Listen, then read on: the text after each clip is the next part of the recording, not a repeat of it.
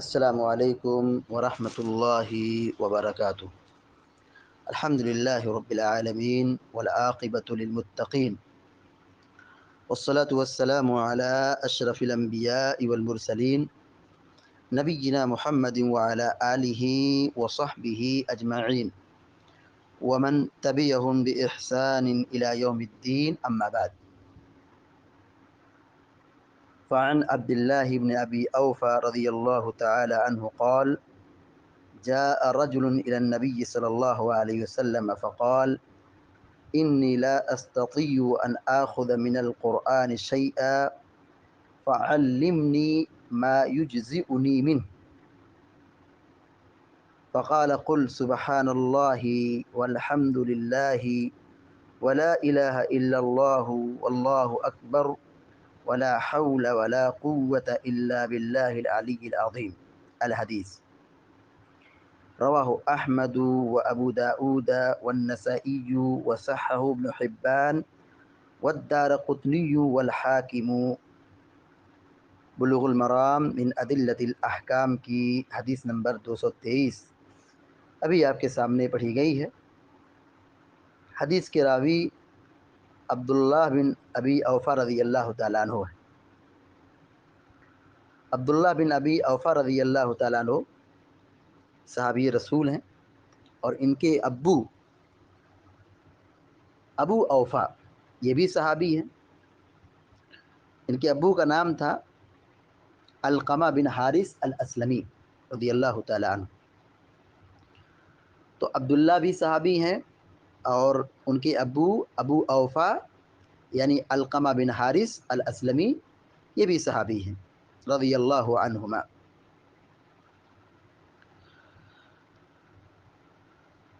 صلح حدیبیہ اور جنگ خیبر میں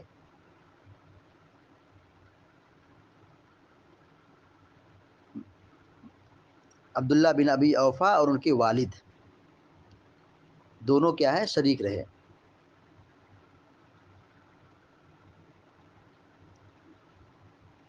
نبی کریم صلی اللہ علیہ وسلم کی وفات کے بعد یہ مدینہ سے کوفہ کی طرف چلے گئے اور کوفہ ہی میں بسے رہے۔ سن 87 ہجری میں عبداللہ رضی اللہ تعالیٰ عنہ کا انتقال ہوا، اور بڑھاپے کی وجہ سے ان کی بینائی جاتی رہی۔ کوفہ میں وفات پانے والے صحابہ اکرام میں سب سے آخر میں عبداللہ بن ابی اوفیٰ رضی اللہ تعالیٰ عنہ وفات پائے۔ صحیح بخاری میں ان کی ایک روایت موجود ہے۔ کہتے ہیں کہ غزونا مع النبی صلی اللہ علیہ وسلم 7 غزوات او 6 كنا نأكل معه الجراد۔ عبداللہ بن ابی اوفیٰ رضی اللہ عنہ کہتے ہیں کہ ہم لوگ اللہ کے نبی علیہ الصلوۃ والسلام کے ساتھ 7 جنگوں میں یا 6 جنگوں میں رہے، اور ہم آپ کے ساتھ ٹڈی کھاتے تھے۔ ٹڈی ایک پتنگا ہے جو اڑتا ہے، اور اس کا کھانا حلال ہے۔ یہاں پر روایت بیان کرنے کا مقصود یہ ہے کہ حضرت عبداللہ بن ابی اوفیٰ رضی اللہ تعالیٰ عنہ اللہ کے نبی صلی اللہ علیہ وسلم کے ساتھ 7 جنگوں میں موجود تھے، جہاد کیا تھا۔ عبداللہ بن ابی اوفیٰ رضی اللہ تعالیٰ عنہ تقریباً 91 حدیث مروی ہے۔ اب آئیے اصل حدیث کی طرف۔ وعن عبداللہ بن ابی اوفیٰ رضی اللہ تعالی عنہما، باپ بیٹے دونوں صحابی ہیں اس لیے رضی اللہ عنہما کہا جائے گا۔ عبداللہ بن ابی اوفیٰ رضی اللہ تعالی عنہما بیان کرتے ہیں، قال جاء رجل الى النبی صلی اللہ علیہ وسلم فقال۔ جاء منے آنا، رجل منے آدمی، جاء رجل ایک آدمی آیا، جاء رجل ایک آدمی آیا۔ الی النبی صلی اللہ علیہ وسلم، اللہ کے نبی صلی اللہ علیہ وسلم کی طرف، یعنی اللہ کے نبی صلی اللہ علیہ وسلم کے پاس. جاء رجل الی النبی صلی اللہ علیہ وسلم، ایک آدمی اللہ کے نبی علیہ الصلوۃ والسلام کے پاس آیا. فقال انی لا استطیع ان آخذ من القرآن. فقالت، انہوں نے کہا، انی لا استطیع، انی مانے بے شک میں، لا مانے نہیں، لا استطیع میں طاقت نہیں رکھتا، لا استطیع میں استطاعت نہیں رکھتا، طاقت نہیں رکھتا، ان آخذ من القرآن، ان آخذ من القرآن، اخذ یاخذ مانے ہوتا ہے لینا، ان آخذ یہ کہ میں لوں، من القرآن قرآن میں سے. کیا مطلب ہے؟ یعنی قرآن یاد رکھنا، بنا دیکھے قرآن پڑھنا، جب یاد رہے گا تبھی پڑھیں گے. تو صحابی یہی کہہ رہے ہیں کہ میں قرآن یاد رکھنے کی طاقت نہیں رکھتا ہوں، قرآن یاد کرنے کی طاقت نہیں رکھتا. قرآن یاد کرنے کا ایک عمر ہوتی ہے، اور عام طور پہ بڑھاپے میں یادداشت کمزور ہو جاتی ہے، جو یاد رہتا ہے وہ چیزیں بھول جاتی ہے، تو نئی چیزیں کہاں سے یاد کریں گے. اکثر یہی دیکھا گیا ہے کہ عمر کی وجہ سے، بڑھاپے کی وجہ سے جو یادداشت رہتی ہے وہ کمزور ہو جاتی ہے، تو نئی چیزیں کہاں سے یاد کریں گے. تو وہ صحابی آئے، انہوں نے کہا انی لا استطیع ان آخذ من القرآن شیئا، کہ میں قرآن میں سے کچھ یاد رکھنے کی طاقت نہیں رکھتا ہوں، قرآن نہیں یاد کر سکتا ہوں. نماز پڑھنا ہے، اور نماز میں قرآن کی تلاوت بھی ہے، سورہ فاتحہ بھی ہے، تو بھلا بتائیے میں کیسے نماز پڑھوں. فعلمنی ما یجزئنی، وہ صحابی پوچھ رہے ہیں فعلمنی، آپ مجھے سکھائیے. کیا طلب کر رہے ہیں؟ کہ آپ مجھے سکھائیے، بتائیے. ما یجزئنی من، اجزاء یجزئ اجزاء، باب افعال سے کافی ہونا. فعلمنی ما یجزئنی منہ، آپ مجھے کوئی ایسی چیز سکھا دیجئے جو میرے لیے کافی ہو. منہ اس کی جگہ، یعنی قرآن کی جگہ، یعنی قرآن میں یاد نہیں رکھ سکتا ہوں کیونکہ عمر ہو چکی ہے، تو اب میں کیا کروں؟ اب بتائیے، اور مجھے سکھائیے، وہ چیز سکھائیے جو میرے لیے کافی ہو جائے، نماز پڑھنے کے لیے کیا ہو؟ کافی ہو جائے.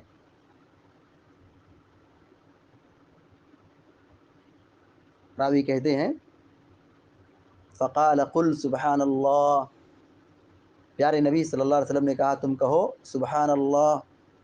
قل، کہو، قل کے معنی کیا ہوگا؟ کہو.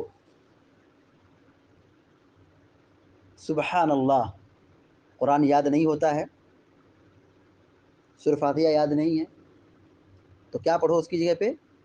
سبحان اللہ کہو.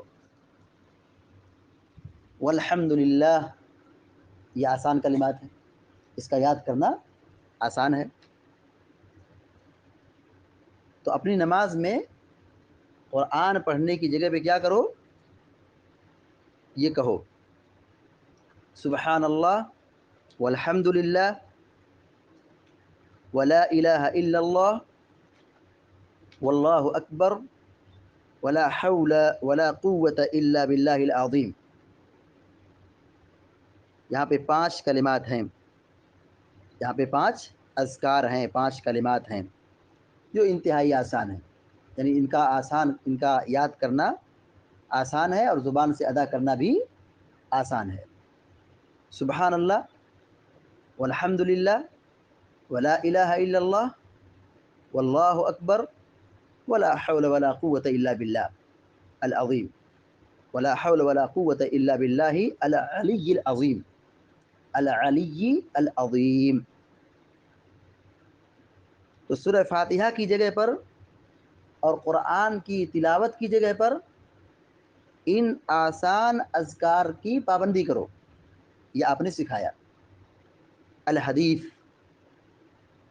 حافظ ابن حجر الاسقلانی رحمہ اللہ نے یہاں پر لمبی روایت کو حذف کر دیا ہے، مقصود کو یہاں بیان کر دیا ہے کہ اصل چیز کیا ہے، اصل مسئلہ کیا ہے کہ اگر کسی آدمی کو قرآن یاد نہیں ہوتا ہے اور وہ یاد کرنے کی عمر میں نہیں ہے اور یاد کر نہیں سکتا ہے اور یاد رکھنے کی طاقت نہیں ہے، تو ایسا آدمی ان آسان اذکار کی پابندی کرے گا، نماز میں یہی پڑھتا رہے گا، سورہ فاتحہ پڑھنے کی جگہ پہ یہی پڑھتا رہے گا.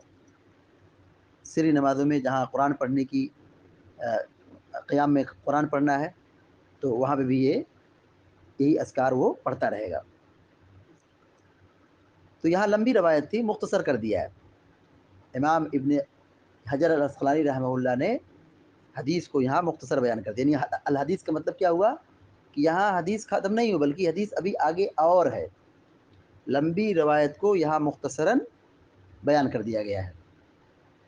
رواہ احمد و ابو داؤد والنسائی وصححہ ابن حبان والدارقطنی والحاکم. اس حدیث کو امام احمد بن حنبل نے بیان کیا ہے اور ابو داؤد رحمہ اللہ نے بیان کیا ہے اور نسائی رحمہ اللہ نے بیان کیا ہے. وصححہ ابن حبان، اور امام ابن حبان رحمہ اللہ نے اس حدیث کو صحیح قرار دیا ہے.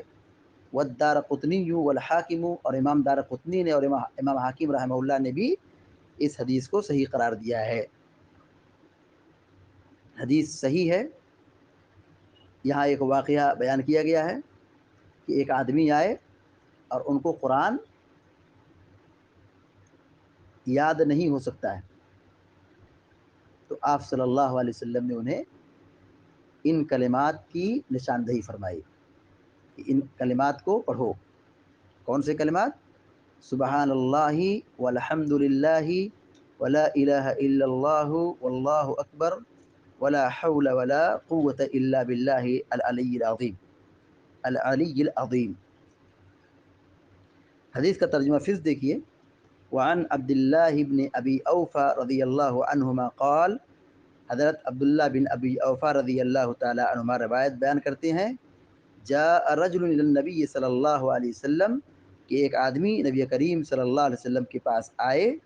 فقال انی لا استطیع ان آخذ من القرآن شیئا، اور انہوں نے کہا کہ میں قرآن میں سے کچھ بھی یاد کرنے کی طاقت نہیں رکھتا ہوں، یعنی میں قرآن نہیں یاد کر سکتا ہوں. فعلمنی ما یجزئنی منہ، تو آپ مجھے سکھا دیجئے، بتا دیجئے جو میری نماز کے لیے اس کی جگہ کافی ہو جائے. یعنی قرآن یاد نہیں کر سکتا تو اب قرآن کی جگہ پہ کیا پڑھنا ہے، سورہ فاتحہ کی جگہ پہ کیا پڑھنا ہے، آپ مجھے بتا دیجئے. فقال، آپ نے کہا، قل، یہ کہو، سبحان اللہ والحمد للہ ولا الہ الا اللہ واللہ اکبر ولا حول ولا قوة الا باللہ العلی العظیم. حدیث سے یہ مسئلہ واضح ہو گیا کہ اگر کسی کو قرآن یاد نہیں ہو سکتا ہے، بوڑھا آدمی ہے، تو وہ سورہ فاتحہ کی جگہ پہ یا قرآن جو پڑھنے کی جگہ ہے قیام، اس میں انہی کلمات کو بار بار پڑھتا رہے گا.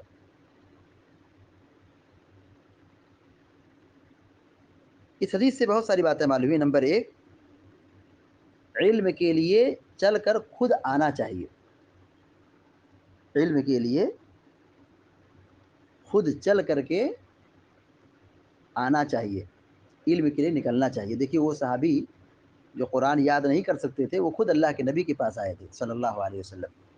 اس سے کیا معلوم ہوتا ہے؟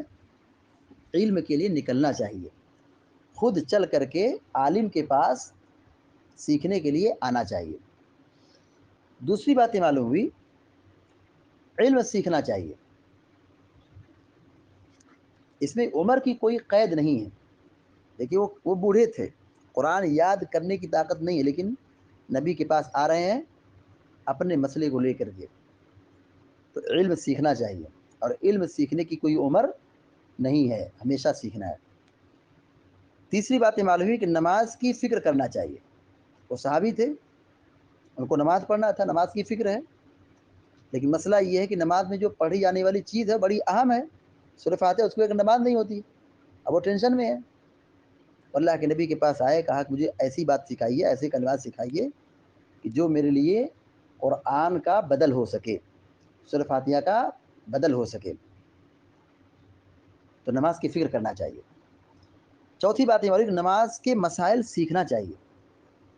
نماز میں کیا پڑھنا ہے، کیسے پڑھنا ہے، کتنا پڑھنا ہے، کس طرح پڑھنا ہے، نماز کے متعلق علم حاصل کرنا چاہیے۔ قیامت کے دن سب سے پہلے نماز کے بارے میں سوال کیا جائے گا، تو نماز کی فکر کرنا چاہیے اور نماز کے بارے میں علم سیکھنا چاہیے، مسائل جاننا چاہیے۔